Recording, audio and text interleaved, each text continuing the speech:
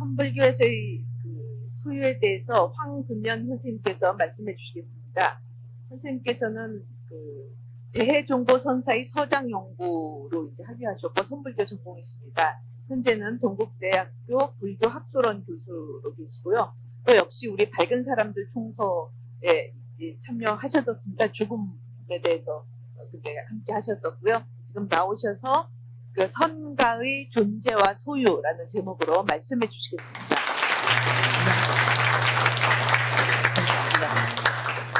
오늘 제가 이제 사실은 오늘 제가 발표를 한다고 생각하니까 잠이 잘 안 오더라고요. 제가 그동안 제 인생 전체를 통해서 봤을 때 가장 힘든 한 해가 이제 2017년이었고, 그래서 그 후유증이 이 발표회까지 이어지면 안 된다, 그런 생각을 가지고 있어서 잠이 안 와서 사실은 5시 반부터 강의를 시작했어요.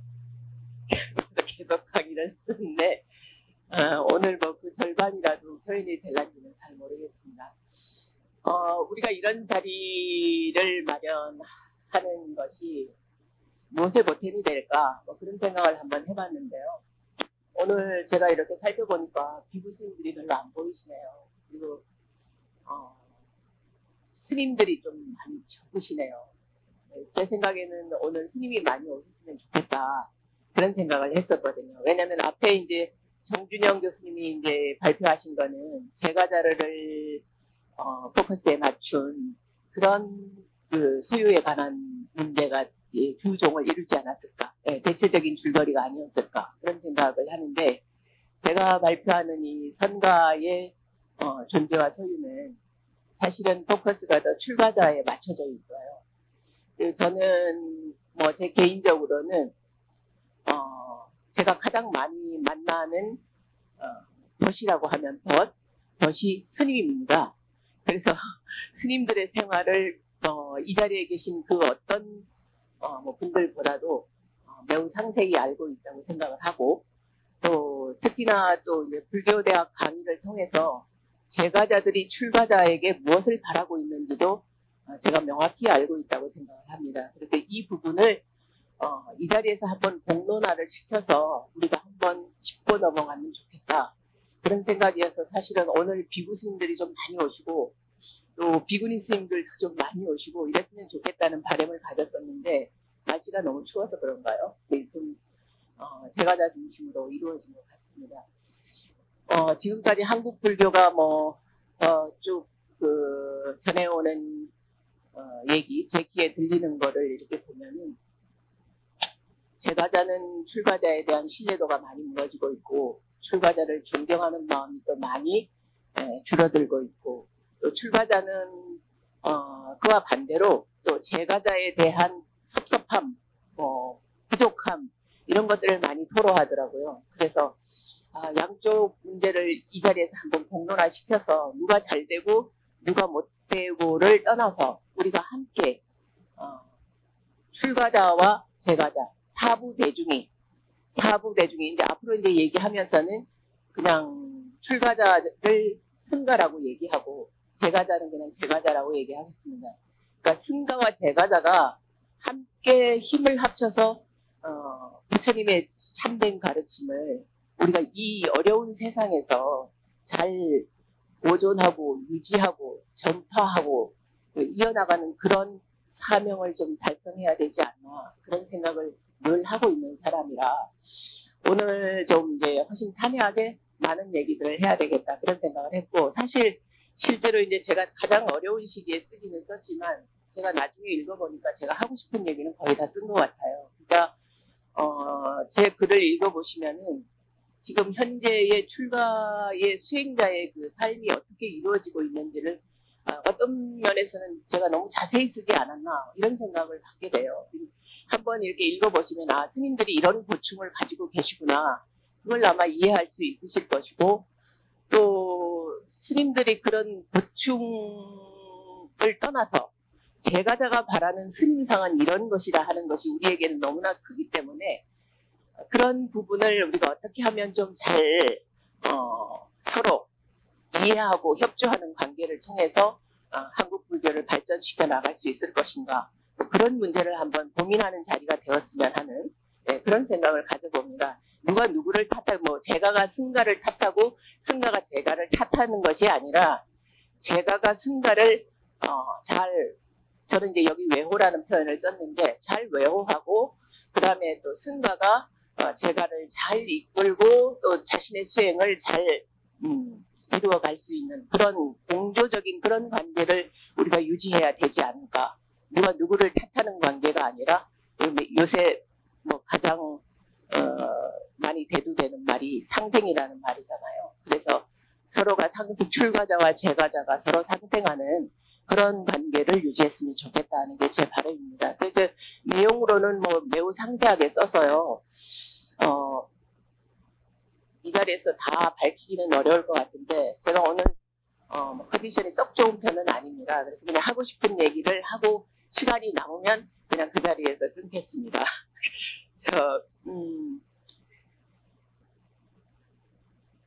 이 발표를 하기 전에 제가 이제 한 두 가지의 얘기를 들었는데요. 이제 발표와 무관하게. 아까 정준영 교수님의 그 발표를 통해서, 부처님이 정말 그 제가자에게 그 소유에 대한 생각을, 어떤 생각을 가지고 계셨는지를 우리가 너무나 명확하게 이해할 수가 있었죠. 네, 그런데 사실 이제 이 대승불교에 오고 특히나 우리 지금 이제 현대, 뭐 다른 나라, 뭐 다른 그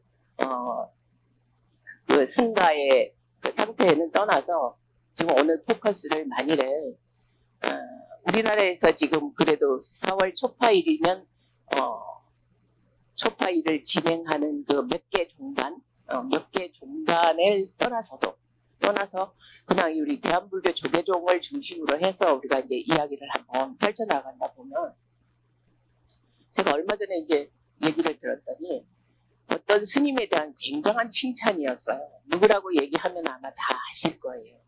근데 그 칭찬을 많이 하시는 분이 어떤 분이냐면 제가 이제 보고 사찰에서 불교대학 그 강의를 했던 분이에요. 그리고 뭐 사회에서 그래도 의사 집안이니까 남편이 의사예요. 그래서 뭐 나름 그래도 뭐 중류계통에는 속하나요? 네, 그런 분인데 그분이 이제 제가 강의했던 그 사찰을 떠나서 모스님 밑으로 갔어요. 그래 모스님 밑으로 가서 하시는 말씀이 뭐냐면 현대에 참 존경할 만한 스님이 없다. 스님이 없는데 자신이 지금 소속돼 있는 그 스님은 비리를 찾아볼래야 찾아볼 수가 없다는 거예요. 너무너무 완벽해서 찾아볼 수가 없대요. 자기 남편도 한번 열심히 그 스님의 비리를 찾아보려고 노력을 했답니다. 근데 결국은 못 찾아봤다는 거예요. 그래서 그 줄기가 뭐냐고 얘기를 했더니 결국은 뭐냐면 사찰 전체에 들어오는 재정의 투명화예요. 그러니까 제가자가 얼마나 사찰에 들어오는 재정에 대해서 얼마나 투명화된 공개를 원하는가.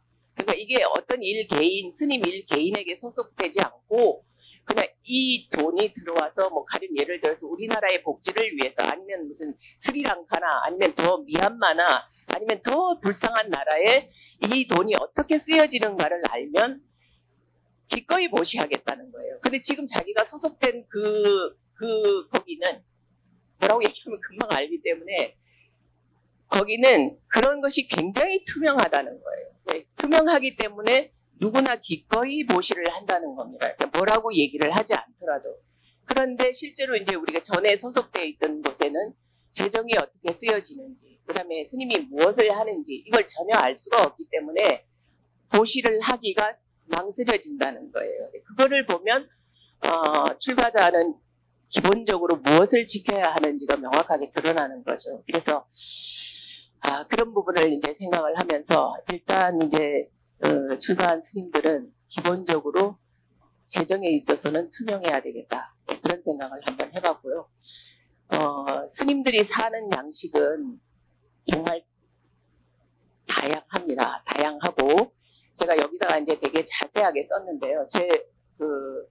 일단 이 얘기를 이렇게 다 풀어나가다 보면 오늘의 그 제가 말씀드리고자 하는 그 포커스를 놓칠 수 있는 가능성이 있기 때문에 일단 이 책하고 완전히 멀어져서는 안 되겠다는 생각이어서 페이지 199페이지를 잠깐 보겠습니다. 페이지 199페이지예요. 그 페이지 199페이지 지금 보시는 거예요? 네, 페이지 199페이지에 소유의 최소, 존재의 최대라고 제가 말씀을 드렸습니다. 소유의 최소는 그러니까 결국은 뭐 선불교이든 아니면 그냥 초기 불교이든 우리가 지향하는 목표는 소유는 가장 간결하면 간결할수록 좋은 것이고 거기에서 그 간결한 소유를 통해서 우리가 행복의 최대, 그 다음에 이 존재의의 최대를 느낄 수 있으면 가장 바람직한 삶이 아닐까, 네, 그런 생각을 해서 제가 제목을 그렇게 달았습니다. 그리고 앞에 이제 뭐 선은 인도에서 발생하고 쭉 한 거는 제가 소설을 한번 써본 것이고요. 그거는 나중에 시간이 나시면 한번 읽어보시고 출가자의 모범이 어떤 것인가, 더군다나 그 중에서도 선불교, 뭐 요새 자꾸 선불교라는 명칭을 그냥 이렇게 다들 쓰고 있기 때문에 저도 쓰는데 저는 사실은 선불교라는 명칭을 별로 좋아하질 않아요. 이게 별로 이게 바람직한 말이 아니다 이렇게 생각하는 사람 중에 하나거든요. 어쨌든 선을 중심으로 하는 선수행자는 어떻게 수행을 하는 것이 가장 바람직한 것인가를 제가 한번 이 결론 부분에다 한번 써봤습니다. 이 199페이지에 중간에 보면 이에 더하여 해놓은 거 있나요? 네, 이에 더하여 이거를 끝내고 나면 나머지는 그냥 제가 하고 싶은 얘기를 간결하게 말씀을 드리면 될 것 같아서 그렇습니다. 이에 더하여 인도 불교의 선수행과 크게 달라진 점이 있다면 중국의 사회적 지리적 여건에 적응하기 위한 수행생활의 일환으로 인도의 걸식 문화로부터 점점점 멀어져 자급자족의 사원 경제의 운영과 그로 인한 수행자들의 일정한 규율의 제정, 즉 청교의 완성이며 이런 선종의 문화가 현재 한국에도 그대로 이어지고 있다는 것이다. 이러한 태동이 선종 4조 도신으로부터 시작되어서 백장 청규, 백장 회해에 이르러서 청규로 완성된 것이다. 4조 도신의 제자 홍인은 신수와 해능의 스승으로 남종과 북종의 선종이 갈리게 된 하나의 분기점이 된 것으로 우리에게 잘 알려져 있습니다. 알려져 있지만 실제로 제가 파악한 홍인 스님은 그것보다 더 중요한 게 선가 수행자는 이렇게 수행하면 좋겠다는 그런 바람을 그대로 실천하신 분이라고 생각을 합니다. 그래서 실제로 홍인에게 있어서 가장 두드러진 점은 그의 수행 태도라고 할 수 있을 것입니다. 전 돋보기에 따르면 그는 사람됨이 질박하고 어눌하며 말이 없어 동료들은 그를 경멸하며 잘 조롱했지만 언제나 말을 대받은 적이 없었다. 그러니까 우리가 흔히 생각하는 선가의 수행자는 말을 많이 하는 것이 아니잖아요. 그러니까 무건들하고 우리가 왜 그 산중 깊은 사찰에 가면 여기 이 무건 팻말을 이렇게 앞에다 이렇게 차고 그 참선 수행을 하시는 분들을 흔히 볼 수가 있어요. 지금 이제 무문관이나 뭐 저런 데 가면 더 이거보다도 더 극도의 그런 차단된 생활을 하고 계시지만요. 그래서 언제나 말을 대받은 적이 없었다. 평소에는 열심히 노력을 하면서 몸을 다른 사람보다 아래로 하심한다 그러죠. 이런 거를 아래로 낮추는 처신을 했다. 이래하여 낮에는 사람들을 위해 노비의 역할을 수행하고, 이건 번역이 어떻게 잘된 건지 모르겠지만 하여튼 이 노비라는 표현을 썼습니다. 노비의 역할을 수행하고 밤에는 좌선하여 새벽에까지 이루곤 했는데 피곤한 모습조차 보인 적이 없었다. 이게 이제 선가 수행자가 보이는 이런 정통적인 모습이라고 할 수 있겠죠. 그 다음에 능가 사자기에서는 그는 12분별을 요하는 장소에서는 언제나 입을 다물었으며 대상과 마음의 세계를 뛰어넘고 있었다. 노동의 결과물로 대중들에게 공양인 거죠. 예. 동료들에게 공양하여 항상 사람들을 만족시켰다. 이렇게 되어 있습니다. 위의 두 가지 사례를 통해서 보면 오조홍이는 선가 수행자의 전형을 보여준 것으로 생각이 됩니다. 이는 굳이 백장청규가 제정되어 선가의 수행 부모가 정형화되고 널리 행해지기 이전에 이미 선가의 수행자가 어떤 모습으로 수행해야 하는가를 그 정석을 보여준 것입니다. 타인 앞에서 몸과 마음을 낮추고 낮에 부지런히 노동하며 밤에는 좌선정진하고 노동의 결과물을 대중과 함께 나누는 생활, 나누는 그 외에 더 요청할 만한 우리의 수행이 더 있을까? 더 수행자에게 바랄 만한 것이 있을까? 뭐 그런 얘기입니다. 이거 읽고 나서 하겠습니다. 지금까지 인간의 고독한 선택이며, 제가 그냥 그 출가라는 거를, 제목을 그냥 출가 이러면 너무 밋밋하고 재미가 없는 것 같아서, 출가는 어떤 것일까? 이렇게 가만히 생각해 보니까, 이 세상에 태어나서 살아가는 그 삶의 양식이 정말 다종다기한데, 그 중에서 가장 고독한 선택이 아닌가. 그런 생각이 듭니다. 여기 비구니스는 어떻게 생각하시는지 모르겠는데요.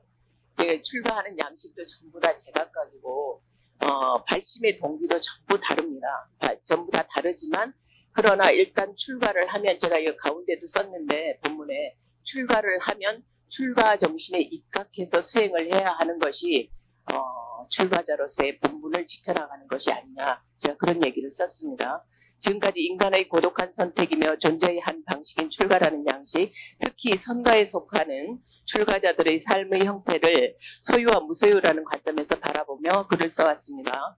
전체의 글을 다 완성한 이 시점에서 또렷이 들려오는 하나의 말이 있습니다. 본 논문의 서두에서 인용하였듯이 시나리오 작가이자 영화 감독인 우디 앨런이 말한 돈은 가난보다 좋다. 오로지 재정적인 이유뿐이라고 해도 이다. 일견 듣기에는 지극히 당연한 말로 느껴지기도 하거니와, 한편으로는 교환수단에 불과했던 돈이, 이 돈은 이제 확대를 해서 우리가 소유라는 것을 좀 더 작게 표현했다고 하시면 될 것 같아요. 그래서 돈이 우리의 삶 전체를 좌우한다는 데에서 좌우한다는 데에 대한 교환수단이었던 돈이 우리의 삶 전체를 좌우한다는 데에 대해서 두려움과 씁쓸함, 비애마저 느끼게 된다. 우디 앨런은 돈이란 표현으로 재화 내지 소유에 대한 그의 관점을 축소시켜서 말했지만, 우리가 일생 동안 보다 나은 삶을 위해 수용하고 소비하는 재화가 그 얼마나 많겠는가. 제가 중간에도 썼는데 절에 사찰에 가서 우리가 듣는 본문 중에서 제일 먼저 듣는 그 본문이 아마 탐진치 삼독으로부터 벗어나라, 뭐 탐진치 삼독을 내려놓으라, 이런 본문을 가장 많이 듣게 될 거예요. 근데 제가 이제 시간이 지나면서 한번 탐진치 삼독의 관계를 한번 생각을 해봤더니, 사실 탐심을 내는 것이 어디에서부터 왔을까, 이런 거를 한번 제 스스로 생각을 해보면, 탐심을 내는 거는 자기가 탐하는 그 물건에 대한 근원적인 것을 잘 모르기 때문에 내는 것이 아닌가. 물건에 대한 그 가치를 잘 모르기 때문에 그런 것이 아닌가. 그 다음에 그 본질을 모르기 때문에 탐심을 일으키고, 그 탐심이 충족되지 않았을 때 우리는 진심을 내는 것이 아니냐. 탐심이 충족되지 않으면 그것이 애정이든 아니면 그냥 금전이든 아니면 관계성이든 무엇이든 간에 화를 내게 되죠. 그래서 가장 탐진치 삼독의 근원적인 문제를 생각해 보면, 그 근원은 결국은 치심에 있다. 저는 그렇게 생각을 합니다. 그래서 실상에 대한 무지로부터 탐심이 일어나고, 탐심이 충족되지 않았을 때 우리는 진심을 일으키게 된다. 네, 그게 제 생각이에요. 그래서 여기에 조금 더 욕심을 잠깐만요. 다시 돌아와서 우리가 일생 동안 보다 나은 삶을 위해 수용하고 소비하는 자가 그 얼마나 많겠는가. 최소한의 기본적인 생존의 유지만을 위해서도 말이다. 여기에 조금 더 욕심을 내어서 우리의 건강한 삶을 위해 나아가 질적으로 보다 더 나은 삶을 위해, 또 그러한 삶을 생명이 다할 때까지 지속하고 유지시켜 가기 위해 나아가 자기뿐만 아니라 자신들의 자녀가 그런 삶을 누리도록 도와주기 위해라는 끝없는 목표가 생기게 되면, 우리는 재화와 또 그것을 가져다 두는 돈이라는 교환수단으로부터 결코 자유로운 삶을 구가하기가 쉽지 않을 것입니다.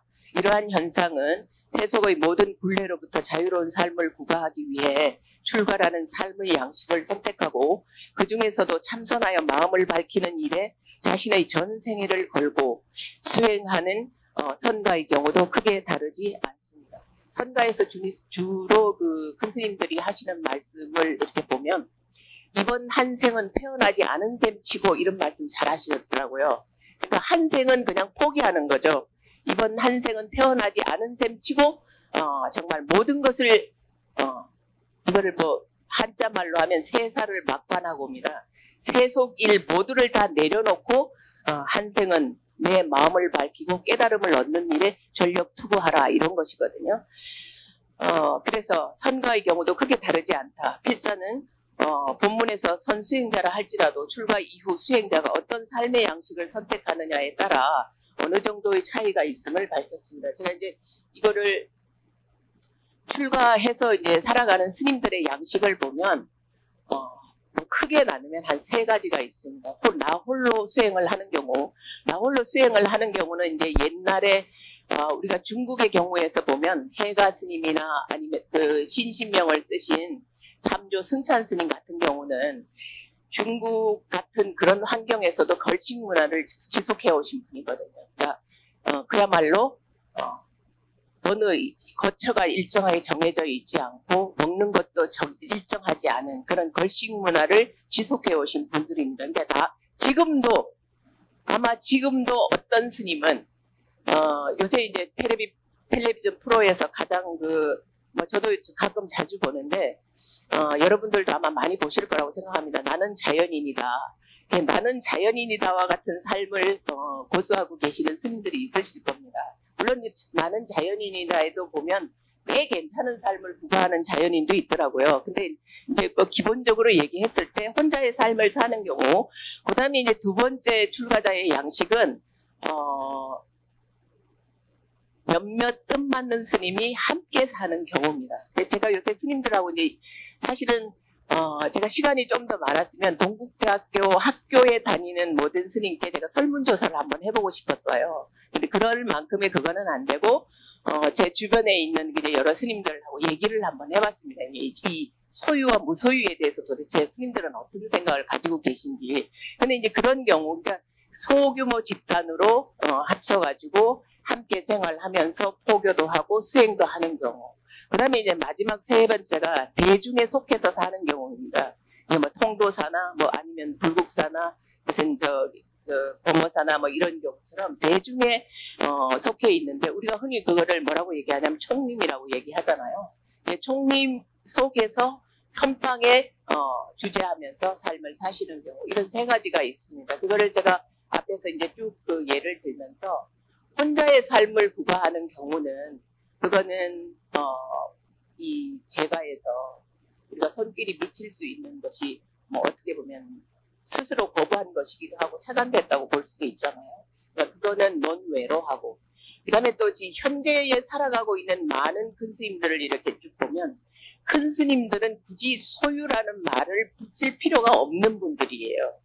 여기 뭐 지금 이제 단적으로 뭐 누구라고 지칭은 안 하겠지만 우리 모모 큰 스님들이 계시잖아요. 모모 큰 스님들은 그 큰 스님의 법력과 덕화와 그 복력으로 굳이 뭔가를 가지지 않아도 세상의 모든 것이 다 이루어지게 되어 있습니다. 다 이루어지게 되어 있기 때문에 굳이 옆에 뭐 나의 소유물을 이렇게 고집하지 않아도 돼요. 근데 이제 제일 우리가 소유라는 문제에 있어서 민감하게 반응할 수밖에 없는 부분은 대중에 속해서 생활을 하면서 아까 이제 한 몇몇 분이 모여서 사는 경우는 몇몇 분과 인연이 되어진 신도 단월, 중국에서는 주로 신도라는 표현을 안 쓰고 시주라고 하더라고요. 근데 시주 단월들이 다 그분들을 이제 옹호를 하고 또 그분들이 일정한 그런 법회라는 양식 아니면 또 뭐 여러 가지 그 사찰 나름대로의 베푸는 양식을 통해서 거기에 참여하면서 뭐 경정 강독도 있을 수 있고 아니면 뭐 108대참회도 있을 수 있고 아니면 뭐 양앙참 법회 이런 거 들어보셨는가 모르겠는데 뭐 참회 기도를 통해서 뭐 그런 행사를 통해 가지고 유연 중생이 인연이 있는 그런 이제 제가자들이 모여서 그 사찰 재정을 뒷받침하는 경우입니다. 제일 마지막 세 번째가 이제 선방에 소속돼 있는데 일정한 개인의 신도 단월이 없는 경우에 이런 부분들을 어떻게 이제 수행에 걸림이 없도록 보호할 수 있을 것인가. 이런 부분이 제가자의 이제 사실은 깊은 고민이고요.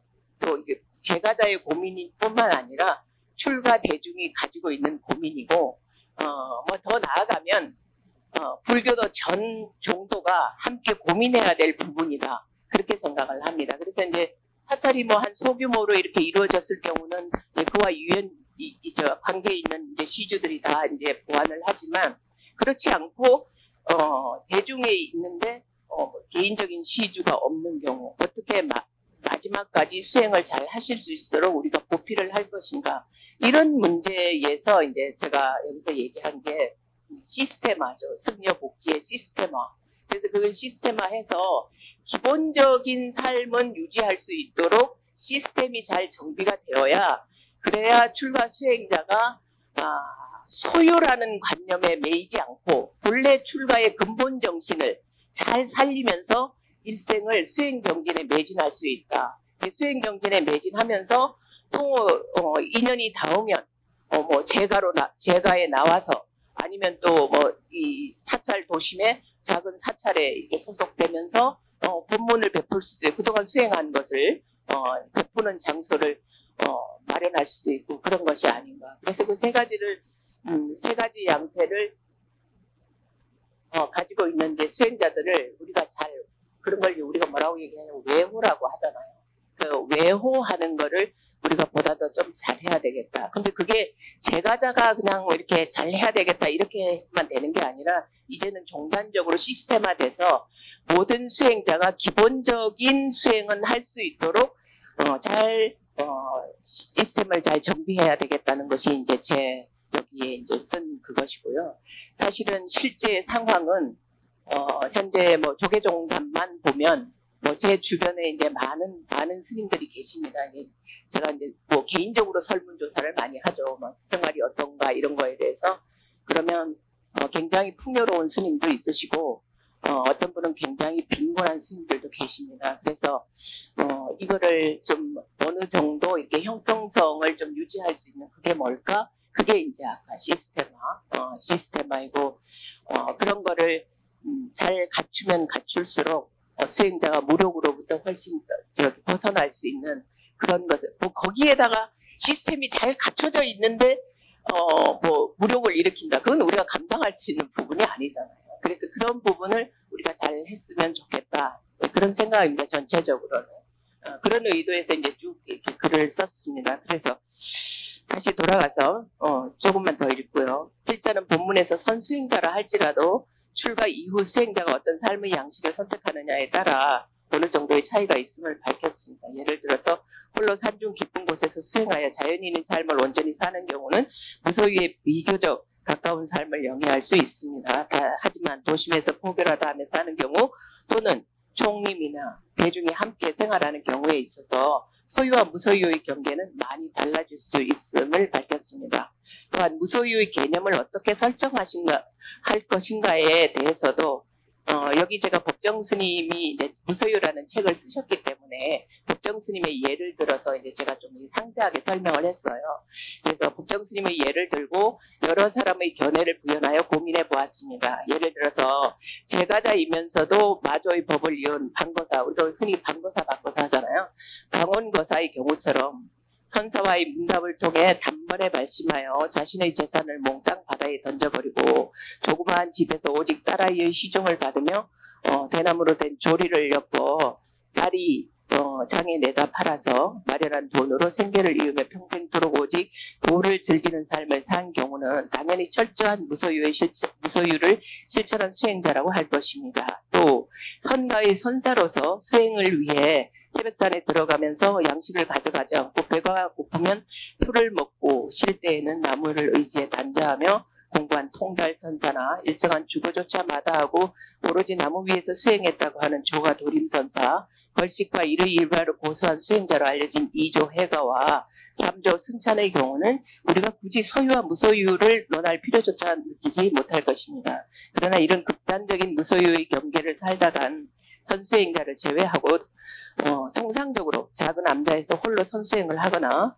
많은 몇몇 수행자들이 모여서 사찰을 꾸리고 시조의 보시 공양과 사찰이 소유한 얼마간의 구속 토지에서 나오는 부산물로 사찰 재정을 꾸려가는 선수행자의 경우도 아니면 대중이 함께 수행하는 총림이나 단일 선방의 삶을 선택하는 경우는 수행자 자신이 출가자로서 명확한 입지 아래 자신의 삶의 범주를 보다 간결하고 규모 있게 설계해가지 않으면 안 된다. 법정 스님의 경우에서 보듯이 수행 생활에 꼭 필요한 물질도 수행자 개개인에 따라서 다를 것이며 또 어떤 것은 지나친 소유이고 어떤 삶은 무소유의 삶이라고 선뜻 단정하기도 쉽지 않습니다.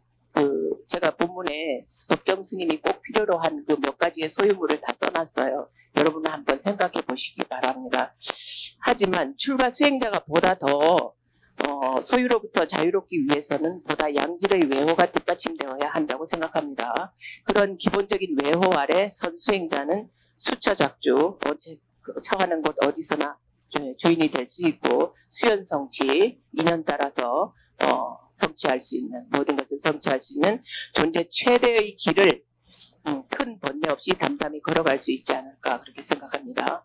일생을 통해 우리가 접하고 소비하는 재화와 물질로부터의 구속은 불교 전반에서 또 선과의 수행에서 그토록 버릴 것과 벗어날 것을 강조한 우리가 그 노래에도 있잖아요. 버려라 헐헐 벗어라 헐헐 뭐 이런 거 있잖아요. 사랑도 헐헐 미움도 헐헐 헐헐 뭐 이런 노래 다 아시죠? 그런 것처럼 담담히 걸어갈 수 있지 않을까. 재화 물질로부터의 구속은 불교 전반에서 또 선과의 수행에서 그토록 버릴 것과 벗어날 것을 강조하는 담진치의 수준까지는 가지 않는다 하더라도 마찬가지이다. 지구상의 인간 중에서 돈이 남아서이건 취미여서이건 아니면 욕망의 소산이건 지나친 소유물의 축적을 통해 문제를 양산하는 인간보다 아직은 그래도 오늘의 삶이 불안하고 궁핍한 인간들이 더 많을 것입니다. 오늘 하루가 불안한 난민들의 삶이 그러합니다. 지금 현재 오늘의 시점에서 보면 포항에 지진으로 인한 난민도 마찬가지잖아요. 어떻게 될지 몰라서 불안한 나날을 보내고 계실 텐데요. 무소유의 정신이 어떻게 지구상의 모든 인간을 위한 힐링의 정신으로 뿌리내려 지속될 수 있을 것인가. 이 글을 마쳐야 하는 지금 인간이 소유로부터 지나친 소유로부터 벗어나지 못하고 최대의 존재를 구현하지 못한 채 끝없이 죄악을 축적할 수밖에 없는 이 불행한 현실은 불교에서 지적해 왔듯이 탐심과 진심과 치심이라는 그 삼독 때문에 빚어진 것이기도 물론 그렇기도 하겠지만 그러나 이제 제가 나이가 들어서 이렇게 생각하는 거는 그보다도 더 보이지 않고 예측할 수 없는 인간의 미래 때문이 아닐까라는 그런 생각이 떠나지 않습니다. 여기까지 하면 제가 그냥 기본적으로 그냥 하고 싶은 얘기는 대충 한 것 같아서 시간 남는 대로 한번 앞장으로 넘어가서 한번 얘기를 해보겠습니다.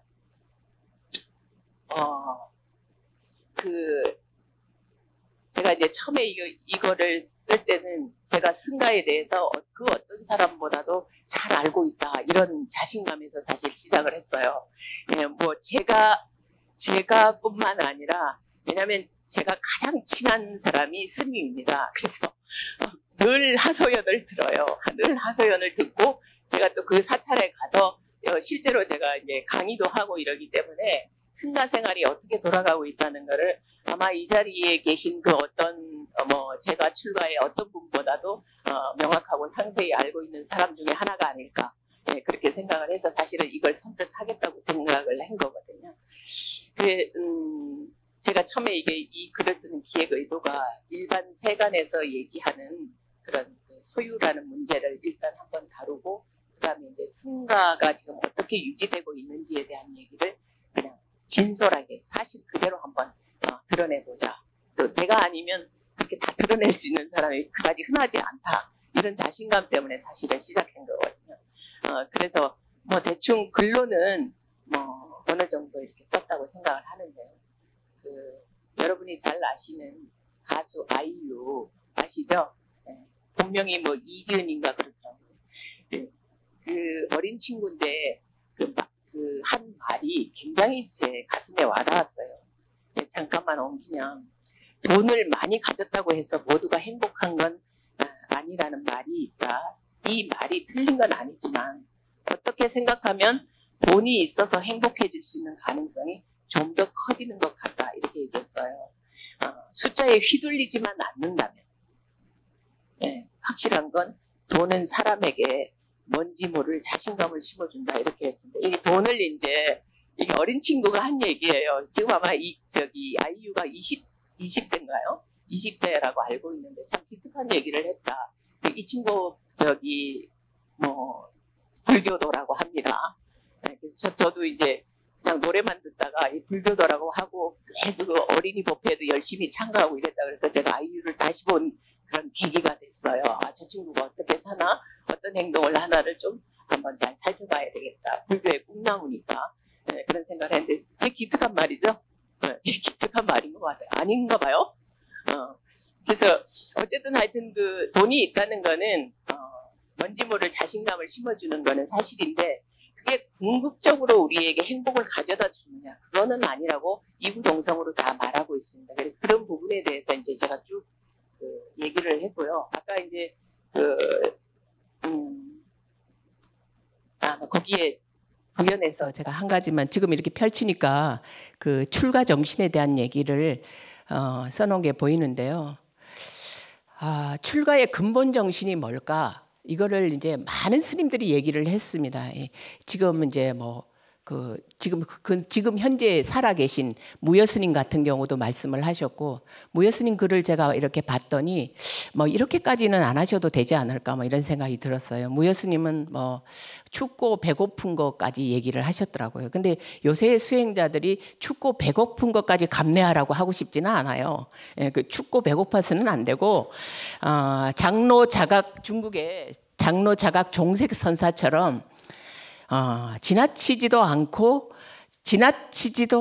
모자라지도 않는 그런 수행을 하는 것이 가장 바람직한 것이 아닌가. 저는 장로 자각 선사의 좌선의를 굉장히 좋아하는 사람의 하나거든요. 이대로만 살면 되겠다 이런 생각을 많이 하는 사람입니다. 다음에 시간이 있으시면 장로 자각 종색 선사의 좌선의를 한번 보세요. 그러면 이제 아실 수 있을 텐데 일단 제가 한 55분까지만 쓰고 나머지 여기 나온 것들은 쭉 다 그냥 시간 있으실 때 제가 굉장히 적나라하게 썼다는 생각을 금치 못하고 있습니다. 출가 스님들이 보시면 야 이렇게까지 자세하게 썼나 이렇게 생각하실지 모르겠어요. 저는 평소에 스님들하고 대화하는 계기가 굉장히 많습니다. 이게 제가 제가 농담으로 그렇게 얘기합니다. 저는 머리가 긴 사람보다 깎은 사람을 더 많이 본다고 그렇게 얘기를 많이 하는데, 그래서 사실은 설문조사도 한번 해볼까 이런 생각도 했었거든요. 페이지 거기 127페이지에 보시면 제일 밑에 인용문이 있어요. 그게 서산 청어 스님, 우리가 임진왜란 때 의승장을 하신 잘 아시는 분이죠. 서산대사 하잖아요. 그분이 쓰신 출가에 대한 글이 있습니다. 출가하여 스님이 되는 것이 어찌 작은 일이랴. 편하고 한가함을 구해서가 아니며 따뜻이 입고 배불리 먹으려고 하는 것도 아니다. 나고 죽음을 면하려는 것이며, 출가의 목표는 분명한 거죠. 나고 죽음을 면하려는 것이죠. 그거를 초기 불교적으로 얘기를 하면 지금 선불교라는 그냥 표현을 쓰겠습니다. 선불교에서는 해탈이니 열반이니 이런 말 잘 안 써요. 그런 말을 잘 안 쓰고 주로 견성이라는 말로 씁니다. 성품을 보는 거. 왜냐하면 성품을 보는 것이 곧 니르바나에 이르는 것이고 해탈이기 때문입니다. 초기 불교에 들어가면 정준영 선생님이 주로 쓰시는 말씀은 아마 해탈, 열반 이런 것일 겁니다. 그래서 출가하여서 살아가는 그 목적이 죽음을 면하려는 것이며, 그 다음에 번뇌를 끊으려는 것이고, 부처님의 지혜를 이으려는 것이며, 삼계에서 벗어나와 삼계를 벗어나, 삼계는 뭔지 다 아실 거예요. 이 자리에 오신 분들은 욕계와 색계와 무색계라고 다 배우셨을 거예요. 그래서 삼계에서 벗어나 제일 마지막에 우리가 사홍성원 할 때 늘 항상 합창하는 중생무변 서원도죠. 중생을 다 건지기 위해서인 것이다. 이것이 출가의 입지예요. 그리고 목적이 되어야 하고 이거는 죽을 때까지 사명감이 되어야 됩니다. 근데 이 사명감 속에 살아간다는 것이 사실은 그다지 호락호락하지 않습니다. 이게 흔히 우리가 생각했을 때는 세간사에서 복잡하면 에이 머리 깎고 절로 들어갈까 이런 걸 옛날에 예사스럽게 얘기를 했었는데 실제로 머리 깎고 절에 들어가 보면 만만치 않은 복잡함이 있습니다. 제가와 거의 맞먹는 만만치 않은 복잡함이 있기 때문에 그냥 단순한 생각으로 에이 세사가 시끄러우니까 머리 깎고 절로 들어가 그런 거는 지금 생각하지 않으시는 게 좋고요. 요새는 정년 퇴임 후에 출가를 권장하는 그런 제도까지 생겼던데 어쨌든 그렇습니다. 그래서 이제 제가 시간이 얼마 없기 때문에 시간이 있으시면은 제 글을 쭉 한번 읽어보시면 출가라는 것이 어떤 것이고 또 출가자가 어떤 고민을 가지고 있고 그다음에 현재 선가에서 제가 이제 이번에 목표를 가지기를 선원 청규에 나오는 이 소유와 관계된 거를 전부 한번 여기다 실어보자 그 목적을 가지고 있었어요. 그래서 여기 뒤에 보시면 선원청규에 나오는 것이 전부 다 옮겨져 있습니다. 어떤 거는 사문화될 가능성이 굉장히 많고 어떤 부분은 지금도 잘 지켜지고 있고 또 잘 지켜야만 하는 것이고 이런 것들을 제가 구체적으로 다 얘기를 했습니다. 단적으로 얘기해서 외제차를 수용할 것이냐 말 것이냐 이런 고민에서부터 시작해서 그래서 그런 부분들을 제가 다 얘기를 해놨는데 오늘 이 자리가 승가와 제가가 안고 있는 고민을 명확하게 파악하고 승가는 어떤 정신으로 살아야 승가다운 삶을 살 것인가를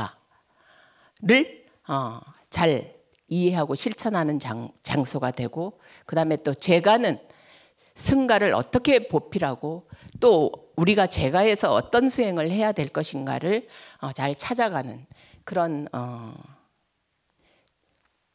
장소가 됐으면 좋겠다는 그런 바람을 가져봅니다. 제가 되게 많은 글을 썼는데 출가 수행자에게 우리가 바라는 것은 무소유의 삶을 걸어가기를 누구나 바랍니다. 누구나 바라는데 출가 수행자의 입장에서 보면 무소유의 삶을 살아나가려면 양질의 기본적인 외호가 뒷받침되지 않으면 굉장히 출가 수행자도 살아가기가 힘들다. 그리고 제가 늘 머릿속에 떠나지 않는 게 출가는 제가와 떨어져 있지 않다는 거예요. 그러니까 이제 제가의 생활이 원만하면 출가의 생활도 거기에 비례해서 많이 원만해집니다. 더 쉽게 얘기하면 제가의 삶이 풍요로우면 승가의 생활도 풍요로워집니다. 그게 스님들이 피부로 느끼고 있죠. 왜냐하면 제가 신도의 시주에 의해서 대부분의 사찰의 재정이 이루어지기 때문에 공조 관계이지 결코 분리될 수 없는 관계예요. 그런 부분에서 양질의 출가자를 양산하기 위해서는 양질의 외호가 되어져야 된다. 그리고 세간에서 우리가 부익부 빈익빈이 너무나 뚜렷하게 갈라져 있어서 이게 사회의 문제, 전 지구촌의 문제가 되어 있듯이 출가에서도 마찬가지인 것 같습니다. 부익부 빈익빈, 그러니까 소위 말해서 부자 스님과 부자가 아닌 스님의 그 차이가 너무나 많이 뚜렷하게 격차가 벌어지고 있기 때문에 이거를 어떻게 일불의 제자라는 그런 우리는 모두 일불의 제자라는 그런 신념 아래 잘 아까 정준영 선생님도 그 말씀하셨는데 잘 분배를 이루어서 모든 수행자가 수행에 매진할 수 있는 그리고 그 매진한 수행을 제가자에게 좋은 법문으로 인도할 수 있는 그런 장을 만들어낼 것인가 그게 이제 우리 전 불교 종도의 고민이자 앞으로 지속적으로 잘 가꿔야 가야 하는 그런 사명이라고 생각을 합니다. 이 정도로 마치겠습니다.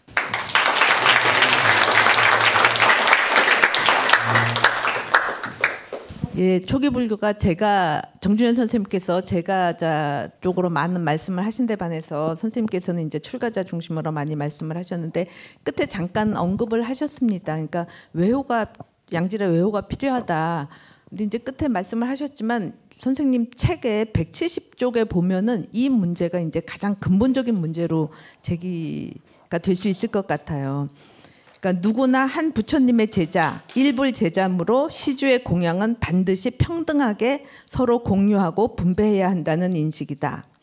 두 줄 내려갔어요. 그러나 종단 내에서 밖으로 표방하기로는 언제나 수행 종도 모두가 일불 제자임을 표방하고 있지만 실제로 시주물의 분배에 있어서 그런 의식 아래 평등한 배려와 분배가 이루어지고 있는지, 전 종도를 그들의 소질과 지향에 맞추어 본사와 문중에 관계없이 평등하게 수용하여 훌륭한 수행자를 만들고 배양하는 데 최선의 지원을 아끼지 않는가에 대해서는 흔쾌히 그렇다고 할 수 없다. 이 말씀이 이제 굉장히 중요하신 것 같아요. 그 옆 페이지 보면 천태종, 진각종, 뭐 태고종 이런 데서는 보편주의적 정책을 펼치는 데 반해서 이 조계종은 그렇지 못하다. 이런 식으로 이제 선생님께서 굉장히 이제 글에 보시면은 이제 아까 뭐 적나라하게 표현하셨다고 말씀하시는데 이렇게 잘 표현해 주셨는데 이제 말씀하실 때는 이런 거 많이 빼셨다가 이제 끝에 강조를 하신 것 같습니다. 그래서 여러분들 이제 가셔서 다 책을 또 읽어 보시면은 더 많은 내용들이 있을 것 같고요. 질의 있으시면 해주시기 바랍니다. 네, 저기 그 말씀 잘 들었습니다. 저는 질의라기보다는 의견을 하나 말씀드리고 싶은 게 있거든요. 그러니까 말씀하시는 내용에 동의를 다 하고요. 근데 하나 조금 동의하지 않는 사항은 그 아이유라는 어린 친구가 얘기했다는 거가 돈이라는 게 사람에게 자신감을 심어준다. 그렇죠. 돈이 이렇게 있으면 자신감이 생기죠. 근데 그 이후에는 그러니까 동의가 안 되는 이유가 그 자신감이라는 게 결국은 돈으로 인해서 생긴 거기 때문에 그 돈이 없어지면 자신감도 없어지는 거잖아요. 그러니까 그 친구의 생각은 결코 올바른 거는 아니라는 얘기죠. 예. 그러니까 그 이제 저도 이제 작은 체험으로 그런 걸 느꼈는 게 뭔가 하면 저는 뭐 세상 경험이 많지는 않지만 저도 이제 회사에서 우리사주라는 걸 받았었는데 그게 상장하면서 가격이 확 치솟아서 오르니까 저 같은 월급쟁이한테는 큰 돈이었거든요. 자신감이 확 생기더라고요. 고가를 나쁘게 봐도 기분도 안 나쁘고 뭐 이렇게 어깨가 막 저절로 펴지더라고요. 근데 저는 그거를 제가 불교도 공부하고 그래도 수행을 하려고 좀 노력을 해서 마음이 많이 이렇게 맑고 깨끗해졌나 보다 그렇게 생각했거든요.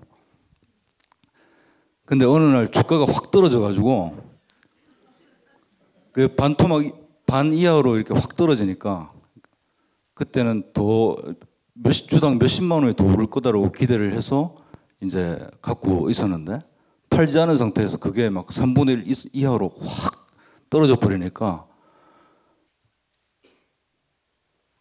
자신감이 그냥 다 소멸되더라고요.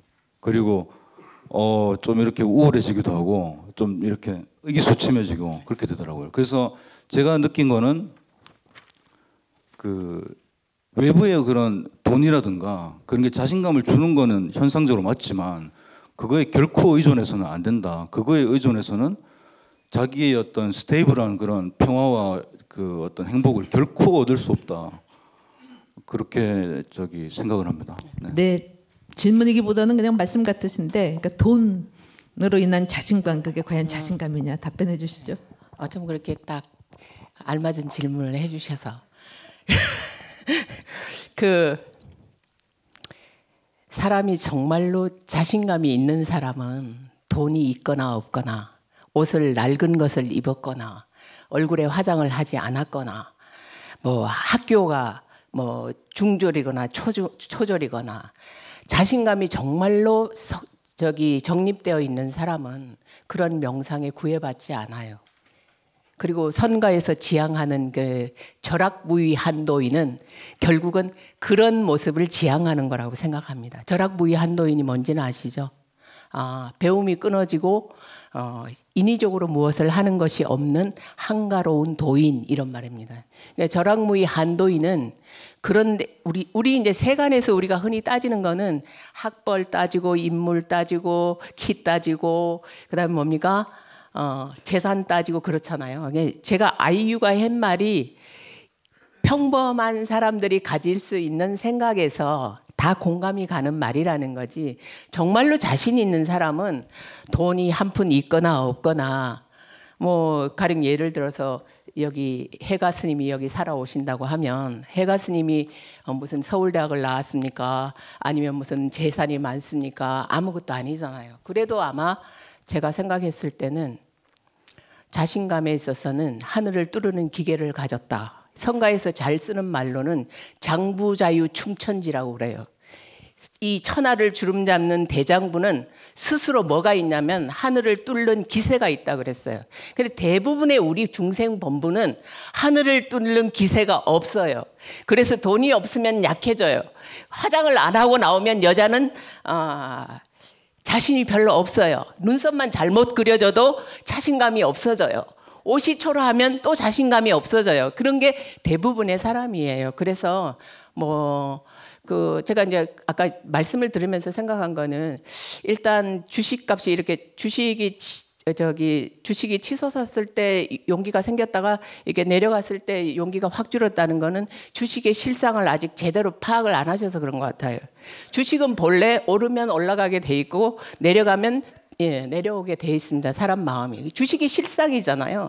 저희 아버지도 살아생전에 주식 삼성전자 샀다가 올라갔을 때 엄청 좋아하시다가 나중에 내려갔을 때 완전 돌아가실 것 같더라고요. 그러니까 그게 주식의 실상이기 때문에 아까도 제가 탐심과 진심과 치심에 대한 얘기를 했는데 사물의 실상을 명확하게 파악을 하면 탐심을 일으킬 일도 없고 탐심을 일으키지 않으니 진심을 일으킬 일이 없는 거예요. 이게 다 연쇄적 고리를 형성하고 있다. 저는 그렇게 생각합니다. 그래서 지금 이게 뭐 돈이 있다고 해서 저희 어머니가 이제 평소에 오늘 얘기를 하다 보니까 언뜻 떠오르는데 저희 어머니가 늙으면 힘이 되는 건 돈밖에 없다고 맨날 가방에다가 50만 원을 넣고 다니세요. 그래서 제가 너무 걱정을 했어요. 엄마 이거 들고 가다 가방만 놓치는 순간에 엄마의 재산이 사라진다. 제가 그랬는데 엄마는 항상 그게 자신감이었어요. 딸은 멀리 있고 돈은 가까이 있기 때문에. 그래서 자기는 그래서 생각을 해보면 우리가 마음이 정말 자신감이 없을 때는 이 외적인 것이 보완을 해주는 거죠. 마음이 빈곤하면 빈곤할수록 우리는 뭘 하게 되냐? 외적으로 자꾸 갖추려고 그래요. 그래서 명품을 들고 다니고 심지어 짝퉁을 들고 다니잖아요. 저는 짝퉁은 안 들고 다닙니다. 아예 안 들고 다니거든요. 그러니까 심지어 그런 형태가 벌어지는 것도 여기 지금 우리 불교가 지향하는 해탈하는 삶을 구가하지 못하기 때문이고 부처의 삶을 구가하지 못하기 때문이고 절학무의 한도인을 구가하지 못하기 때문에 결국은 돈이 이런 역할을 한다는 것이지 이것이 바람직하다는 얘기는 아닙니다. 되셨습니까? 예, 네. 그 원래 자신감 있게 태어나는 사람은 없겠죠. 해가도 수행을 해서 그 경지에 가는 걸 테니까요. 그러니까 네. 선생님 말씀은 수행을 정말 자신 있게 할 수 있기 위해서라도 외호가 필요하고, 그러니까 뭔가가 소유가 좀 있어야지 그 자신감도 키워낼 수 있다. 뭐 이렇게 볼 수 있지 않을까 싶습니다. 선생님, 마치 선사처럼 아주 시원하게 말씀 잘 해주셔서 감사드립니다. 박수 부탁드립니다. 예.